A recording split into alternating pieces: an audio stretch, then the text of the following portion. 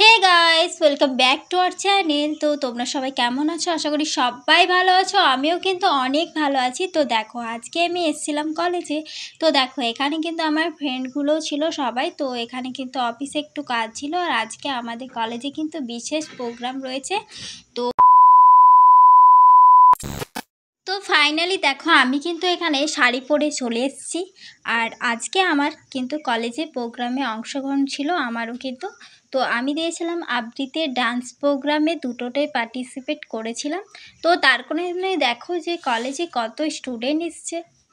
এইদিকে আমি কিন্তু সুন্দর করে সাজুগুজু করে নিয়েছি, আর আমার বান্ধবী কিন্তু দেখো আমাকে সুবর্ণা কত সুন্দর করে সাজুগুজু করে দিয়েছে, শাড়ি পরিয়ে দিয়েছে।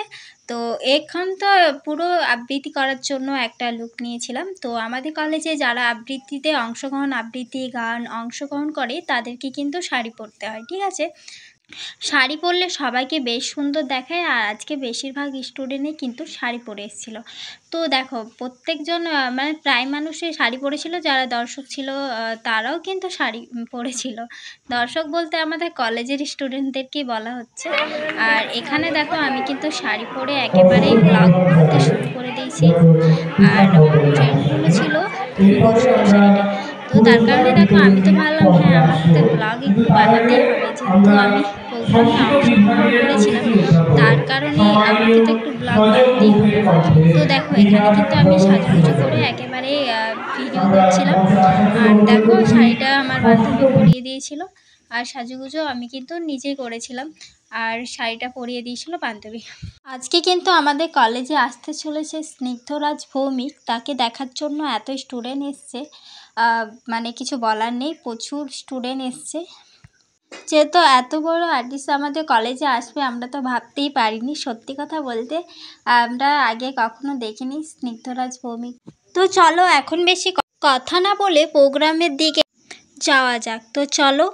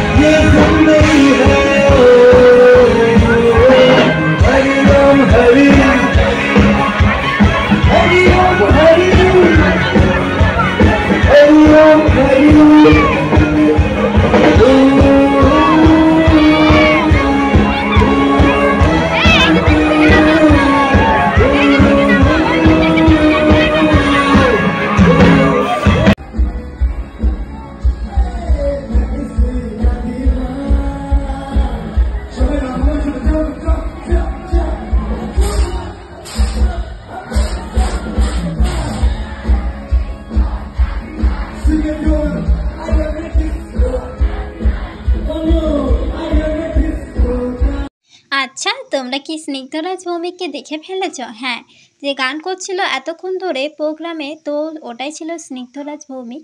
তো দেখো, এখানে কিন্তু সবাই একেবারে ডান্স করে একদম ফাটিয়ে দিল স্নিগ্ধরাজ ভৌমিকের গান শুনে। আর হ্যাঁ, আমাকে শাড়ি পরে কেমন লাগছে তোমরা একটু কমেন্টে জানিও। শাড়িটা খুবই ভারী ছিল আমার মায়ের।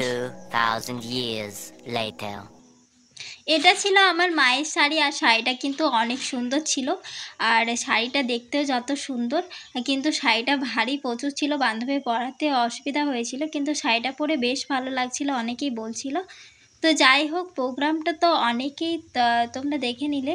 তো আজকের ব্লগটা বেশি বড় করতে চাচ্ছি না, তার কারণেই আর কি। তোমরা কেমন ব্লগটা দেখলে, কেমন লাগলো আমাদের কলেজের পারফরমেন্স, আর যদি তোমরা আমার ডান্স ভিডিও দেখতে চাও তাহলে আমি কিন্তু দিয়ে দেবো। তো চলো, বাই।